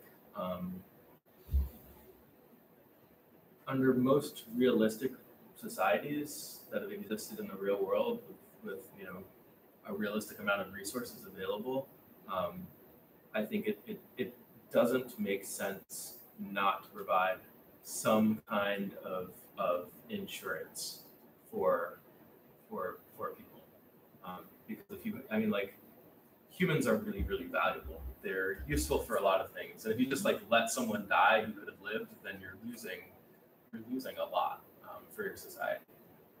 But interestingly, it's not that old. These programs. Johnson, he was the one that actually created social security. I mean, the Romans did have bread and circuses, so I mean, we've had kind of various forms of social support, community support, and various notions of rights throughout history and throughout different cultures and that kind of thing. And like workhouses and orphanages, which were quite bad, but there was something, so there's kind of something. Yeah, a lot of this is in more privatized ways, where it's not the government providing, but it's okay, well, the church will educate your children and or raise them, or whatever. Or they could become nuns or something. Yeah. So in that context, then, can we look at the UBI from that perspective, as something that is ethically advisable, that would increase society's happiness? Yeah, I mean, certainly, I think that's how most of the people in the room feel about it. It would be beneficial to society and make everyone better off if we had a basic income. And I think, whether that's actually true, whether it actually is good for people, depends on, whether we can pay for it, or whether it's better than the alternative of, last week during the when we were kind of dissecting the debate, we were talking about, is it better than just giving money to poor people, or if you just give money to poor people and you figure out who's poor and who's not, then which one should come first? Whether it's affordable or whether it's ethically I think important? whether it's affordable should come first, because whether it's ethical, like you can't say this is the right thing to do if it's something that's impossible to do. Like that's just But end again, of the story, so right? we don't know because it has never been done. Well, Yeah. economy comes first all the time because people used to not wash their hands. They didn't use soap, and then once the economy reaches a certain level, people start doing that. So the economy pushes everything. No, that was just one person that decided that it would be a good idea. I don't think it was the economy. Yeah, I think Matt, that's right. Sorry. No, I mean, look at the countries. There's correlation. But it was a medicinal Economic growth. innovation that someone discovered that washing your hands prevents disease, and then Correct. that But is if you go spread in ways that are correlated with economic Countries development. that don't have GDP right now and explain to them, they're not going to wash their hands anyways. It's it's Well, and development. there's a lot of work in developing nations about how you can make it less costly. If people don't have clean water, or they don't have it's complicated. Go ahead, Richard. You can have different norms. Like in ancient Rome, there was like a cult. Before Asclepius, I think it is.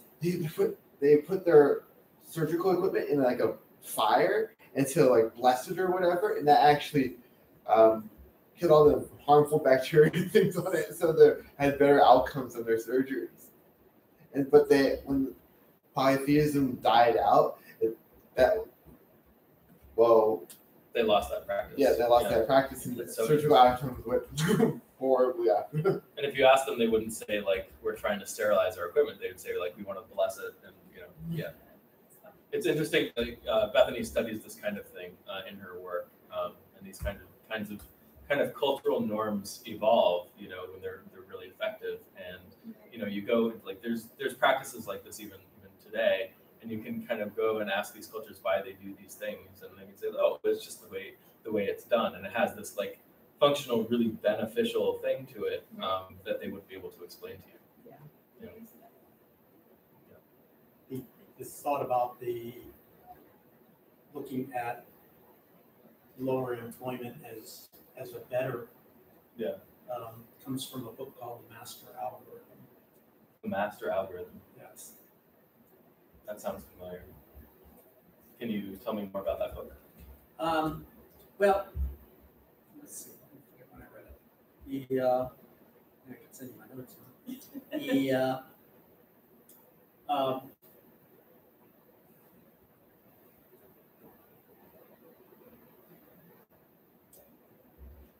In machine learning and artificial intelligence, there are a couple of different notions of a master algorithm, but an algorithm that, I don't want to say it explains everything, but it provides an answer, we might say, to every question. Some of it is sort of theoretical. Some say that no, there will be this universal algorithm. I suppose some might say almost like a universal Turing machine for anyone who's got a background in computational sciences. And that's what this book is about, and this search to try to discover such a universal algorithm or master algorithm. And then it has implications for things like when you begin to do things so well that robotics, AI all replaces. Is it a science fiction book, or is it No. It's, so like an exploration of like people working on artificial intelligence and what they're thinking about and that kind of thing? Yes, this is okay. Master Algorithm: How the Quest for the Ultimate Learning Machine Will Remake Our World. Okay. That makes it any better. The guy's name is Pedro Domingos. Pedro Domingos. And it on Wikipedia it says it outlines 5 tribes of machine learning: inductive reasoning, connectionism, evolutionary computation, Bayes' theorem, and analytical model. So it's going through kind of different aspects of machine learning, I guess. Is that basically what it does? And then the implications for work and things like that. Yes, it has implications for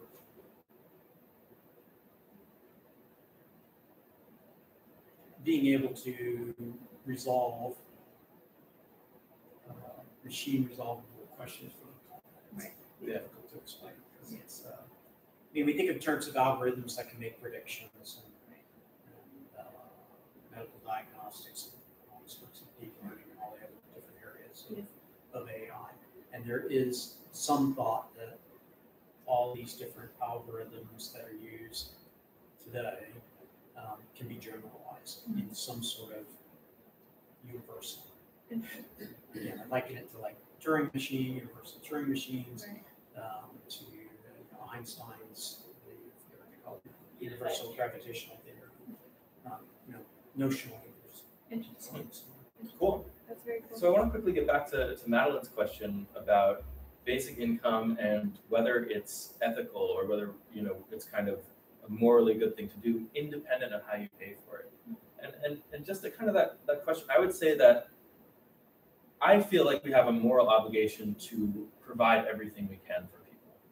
And if we live in a world where we don't have the resources to provide very much, then we have the moral obligation to provide however much we can. And if we live in a world where we have the resources to provide, huge amounts of riches to everyone, then I would say we have a moral obligation to provide everything we can. But I would add that maybe this obligation would alter the economic, or if we find it important enough, ethical, to provide the UBI for everybody, then it's also our duty to find the resources. Okay. I mean, the economy is not a fixed thing. So the way I think about it is that capitalism, or whatever you want to call it, economic system, or competing for resources in general is unethical. So if our system, like what we have, is unethical, then we have all these programs to sort of help offset that. So I think what Madeline might be saying is that we could change the economic system. However, we could help it on like social, pretty much. So Or I guess like just a reallocation of resources within some the sort of system. Like, correction for the system. I mean, nothing is written. So I guess the idea is that if we decide that there's something we really want, in this case a basic income, then we become more motivated to figure out a way to make it happen. Exactly. This to me And that's why I'm saying the moral aspect takes precedence over use.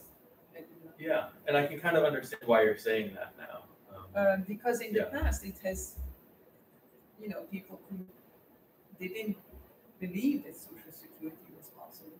How are we going to pay for it? And we do. Right. Yeah. Okay. So, No, one of the big ones that I think was like, you could say that property is no longer, like that's hard to imagine. It's just a whole Well, what is property? By the way, it's considered a universal human right to be able to own property, but that's just an interesting side. Well, it's all based on like what we decide in laws. Well, But I guess the bigger question that raises for me, and all of these questions raise, is like, how necessary is that for having the prosperity that you're trying to distribute in the first place? Which is kind of an open question, but like how necessary is like the right to property, for example? And in terms of cultural evolution, it seems like this right to property shows up in almost every society, and that's probably not random, but maybe you would disagree. yeah, and I would say that property is not just a social construct. I would say that there are certain goods or products or whatever. There's certain things that we can use in our society that if we use them, it prevents other people from using them. So if we're using this room for a basic income meetup, that doesn't mean that 50 other groups can also have meetings in this room at the same time. So ownership in the general sense is the right to use something. Well, yeah, it could be, right? Or it could be the right to restrict it from someone else. Right? So, like if I own bananas, then I can Yeah, if you own bananas, you can keep other people from eating them. But if you eat the banana, that also keeps other people from eating them because you've eaten it, right? So it's fundamental kind of to the nature of certain goods that if you're using it, by definition, other people can't be using it. So ownership is just, okay, well, who's the one who gets to use this? And even animals have ways of dealing with this because it's also very costly to have conflict.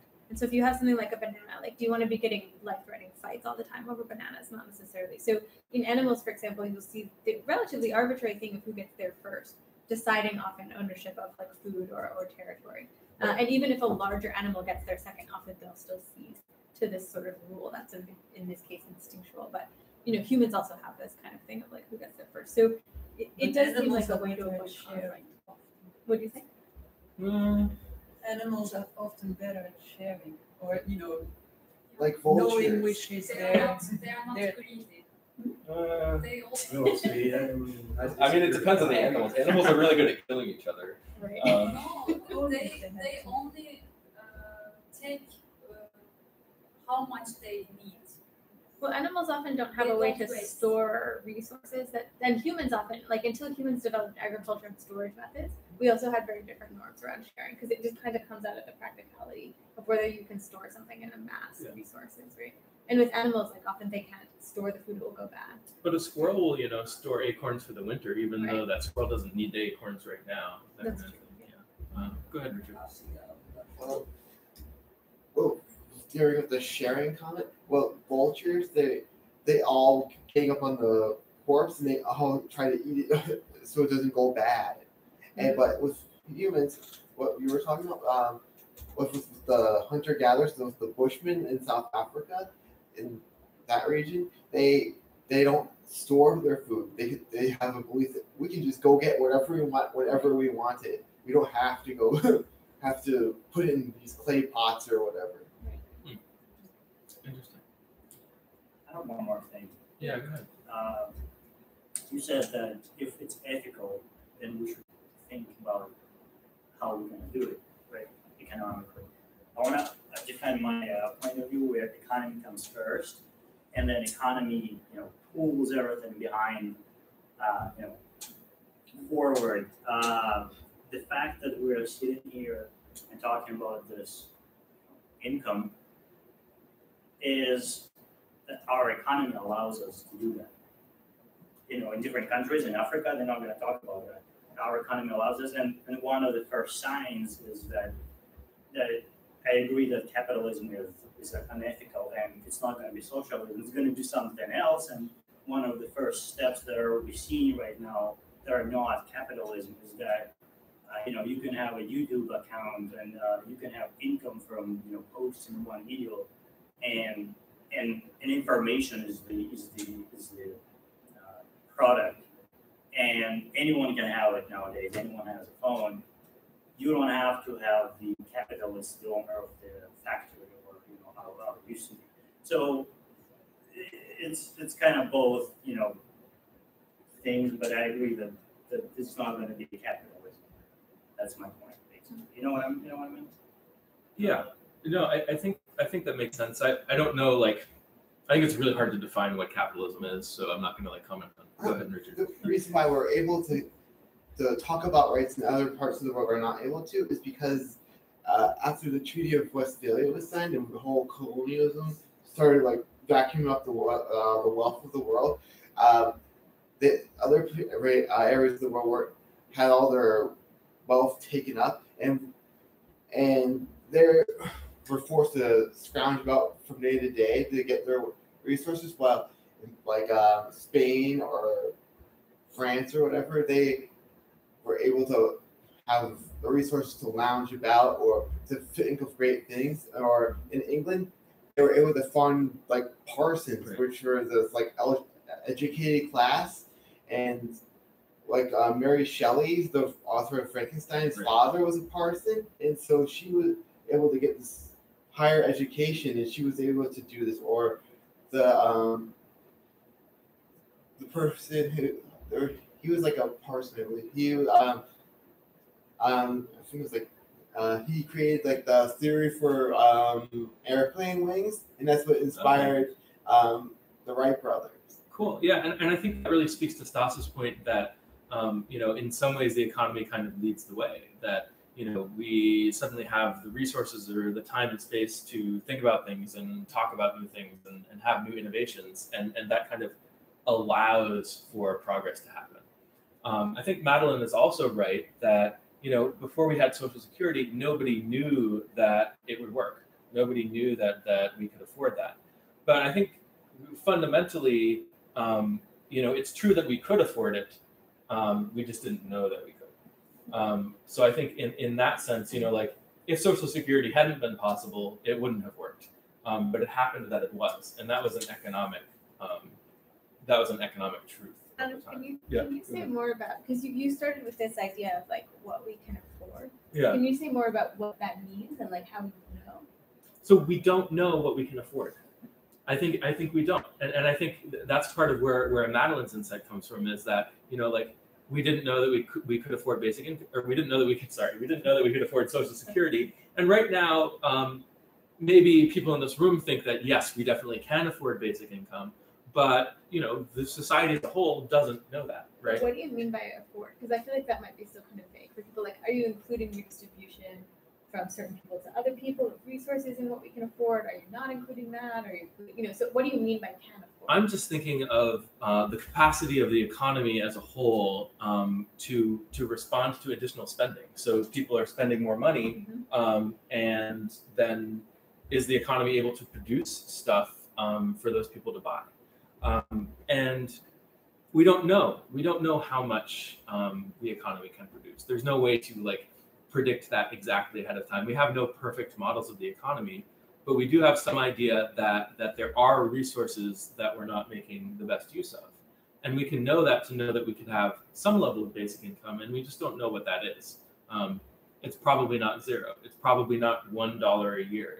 It's something. We don't know what it is. Like you were talking about earlier, that a lot of food, just rots or something. So clearly we have the ability to produce that food that we're already producing and have someone. Yeah, I think we're already producing enough food for everyone in the world, and some of that food is just left to spoil because there are people out there who can't afford to buy the food, or we don't have the way of properly distributing the food to them, that kind of thing. So we already know the economy has the capacity to provide at least enough food for everyone, and I think probably more. But I'm not going to try to make a predictions about exactly how much, and I think to try to do that would not be very useful.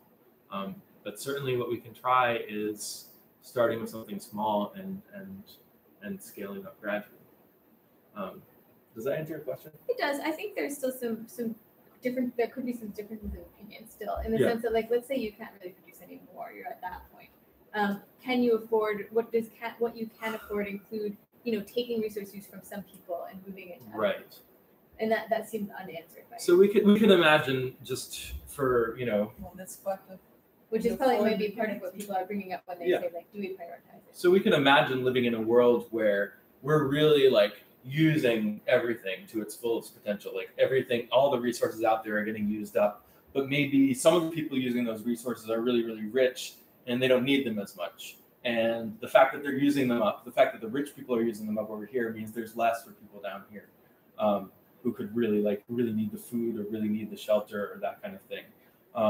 So if you're in a situation like that, then you can imagine somehow reducing the amount of resource waste by rich people. And that can come from taxation or regulation or laws or, that kind of stuff. And then that frees up resources for the poorer people. And you could kind of imagine being able to afford a basic income in that way.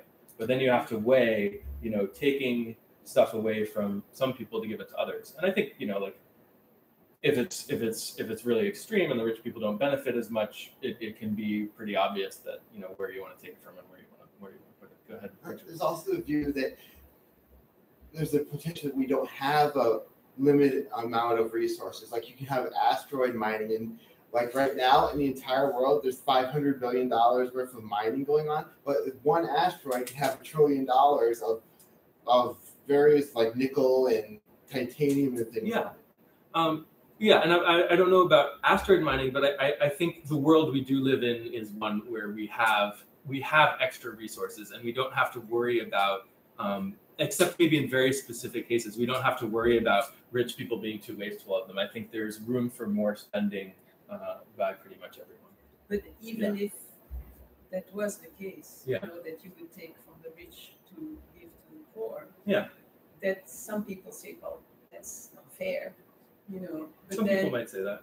But then you have to decide which is more moral. Yeah.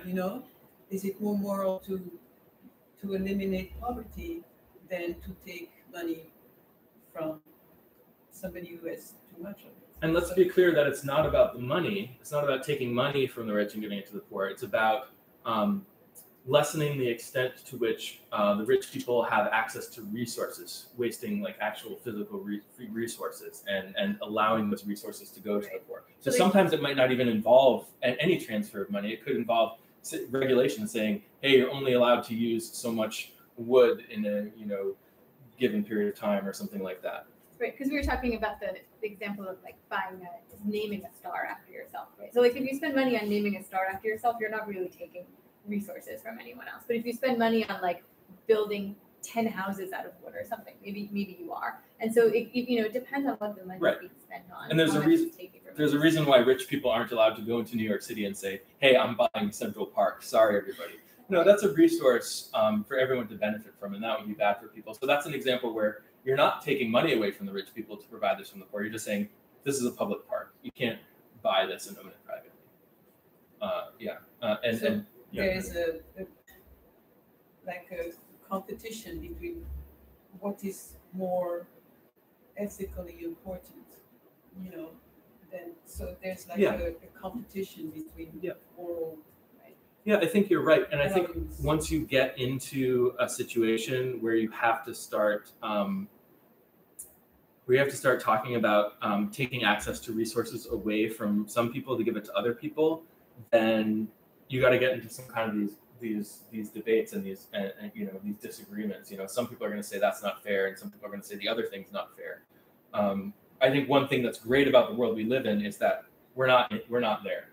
We're not in a situation where except for extreme cases like public parks, making sure it's available for everyday people, which I don't think most rich people would object to. But except in those kinds of extreme cases where you want to protect resources for people, I don't think the economy is such that resources are so scarce that in order to provide for the poor, you need to somehow restrict what the rich can do.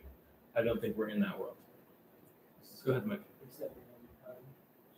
I don't think so for housing either. I think part of the reason why housing is so expensive is because people want to live in the cities. They want to live close to where the jobs are.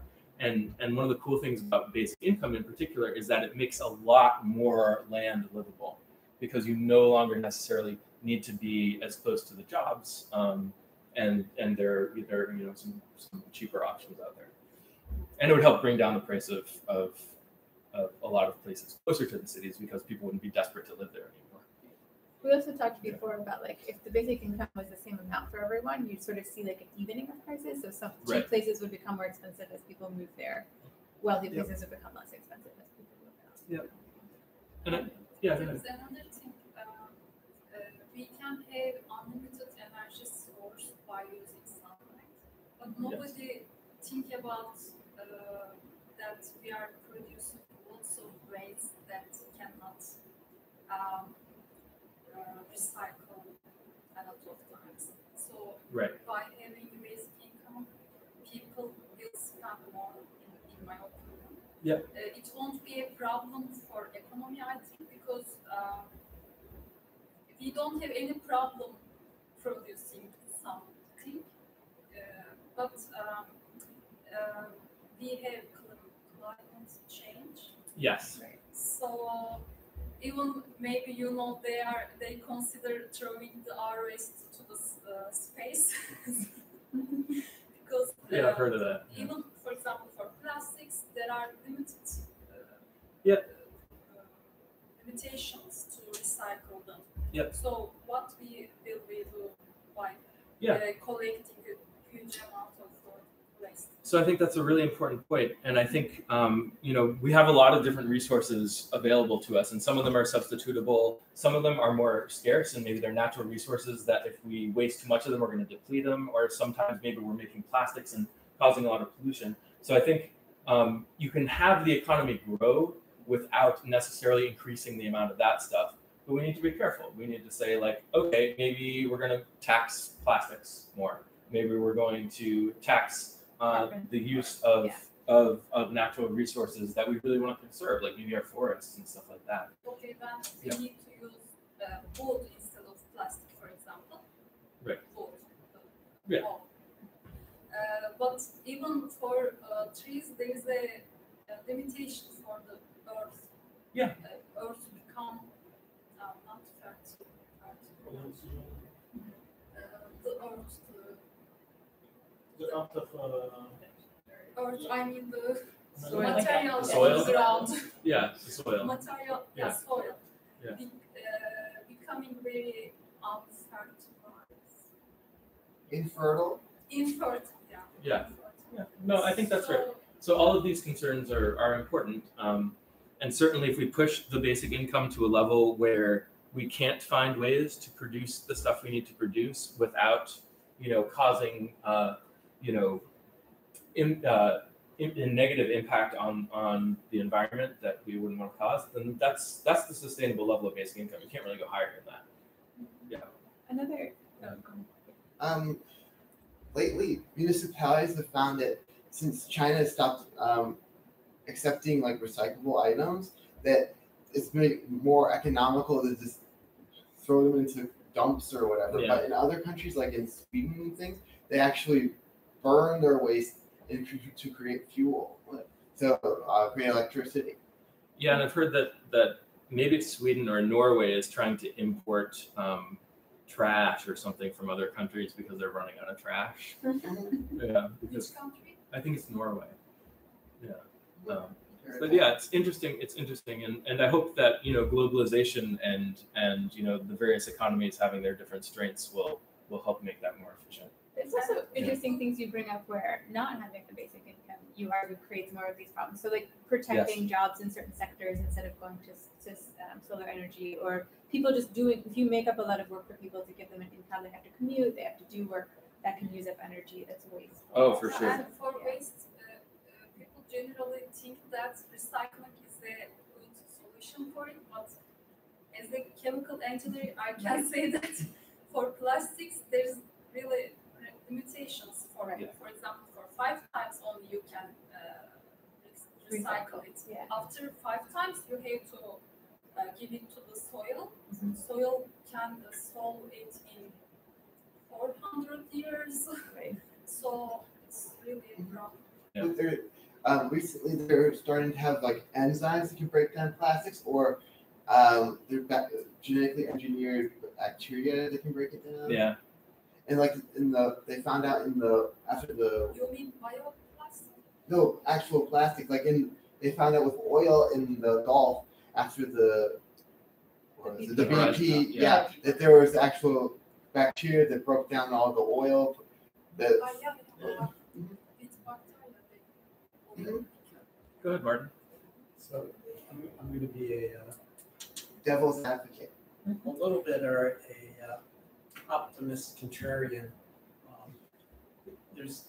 Forgive me if this is, I've heard this attributed a lot as sort of a little Russian proverb or a little Russian joke, but so 3 men died recently and were brought before the throne of God, and they're told that they each may have one wish. The Briton asks for an end to war, the American asks for an end to hunger, and the Russian smiles slyly and says, in my village, I have a neighbor who has a cow. I do not have a cow. I wish my neighbor's cow would die. And my optimist contrarian, I don't know if I mentioned it here. There was a study out of MIT that it made such an advance with superconducting magnets to be able to maintain plasma in containment to make energy productive fusion, which for any of you, fusion, how it differs from nuclear energy today, no waste product, What's that? More energy, no nuclear waste and all that. So in other words, a technical solution, and some would say a nearly limitless source of energy because they use like deuterium, or was it a heavy form of hydrogen? Yeah, so but essentially unlimited. On the waste, there I read this one. It's a kind of a thermal reactor. I don't want to go into all the details of it, but it essentially you can put virtually anything in this reactor, and it will break down into elemental particles. Gold, straight off the periodic table, will break down anything into elemental particles, which sort of suggests that you could literally recycle. When you say recycle, you could literally convert anything, typically trash. So it breaks up all the plastic They molecule. have lots of carbon dioxide by using that device. Whatever it breaks down into, Plus that's right. And then you have to decide Carbon and segregation. hydrogen. Right. So, you'd have to decide. But I guess my point is that it's a little bit the cow versus the, there's room for optimism. And sometimes I think we get focused on, the tension. Right. Rather than there are potential solutions or, ways to approach sort of society and, what the society that we want to make. I like that. And I like ending on that optimistic note. And I hope that, kind of our morality evolves to reflect, more optimism about the future and maybe less of kind of the scarcity that we came from. Do you want to go and do the question? I think we're out of time. Yeah. Okay. So we're done. Thanks everyone who's Thanks. watching. And everyone who's here. And next time we'll be talking about how to pay for it, right? Next time we're talking about how to pay for a basic income. Yes, and Charlie is going to present his plan. He'll be back. Matthew's back again, and